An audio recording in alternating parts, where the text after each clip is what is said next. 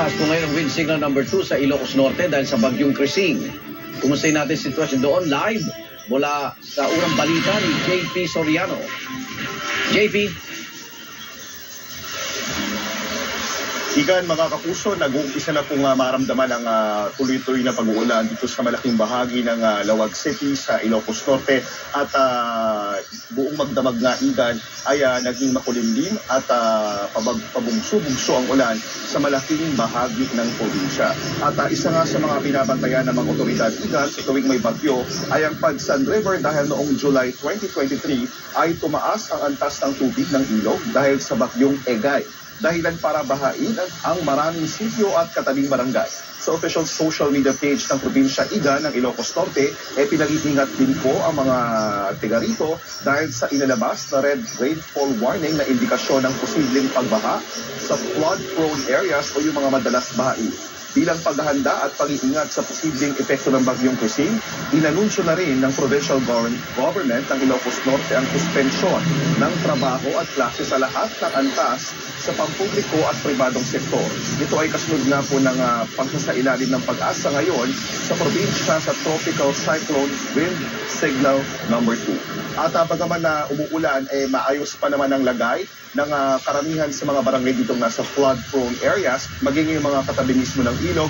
Pero anuman pong development ay handa po ang mga taga rito para sa isang posibleng preemptive evacuation. At yan muna ang latest, JP Soriano para sa GMA Integrated News. Ito sa Barangay Karadyoan sa Himamaylan City.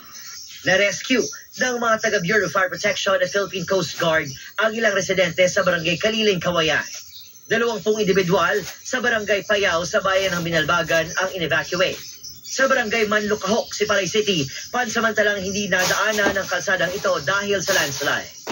Ang mga LGU ng Binalbagan, Calatrava, Sipalay City at Talisay City nag-anunsyo na suspendido pa rin ang klase hanggang ngayong araw, July 18. Okay, para nga makaready man makakuan ka man, makabitbit ka sa mga dalalon mo nga, hindi ka tumanod sa kalahurano. Sa Talisay City, naghahanda rin ang ilang residente, kaya pinutol na nila ang mga kahoy na parang mabubuwal na. Por sa amon na tumbahan ka dul-dul. Langani kay nakahali na sila.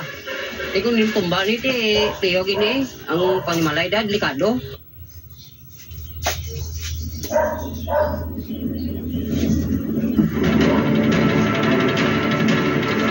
Mabuso suspendido naman ang F2F classes sa mga bayan ng Sibalom, Tobias Fournier, Belizon at maging Valderrama sa probinsya ng Antique. Sa kasalukuyan, nagsasubside na rin ang baha ayon naman sa Antique PDRMO. Mabuso sa Iloilo City, mula preschool hanggang senior high school ay kanselado ang klase. Dito naman sa amin sa Bacolod City, walang pasok ang lahat ng antas. Sa mga coastal areas naman kagaya ng kinatatayuan natin ngayon dito sa Barangay Banago, Bacolod City ay inaabisuhan ng Philippine Coast Guard na iwasan muna ng maliliit na sakayang pandagat na magpalaot. Kung hindi naman, para nga sa kanilang kabuhayan, ay siguraduhin nakapagpalista ng pangalan at iba pang impormasyon sa barangay o PCG substation. At yan munang latest mula rito sa Bacolod. Maris?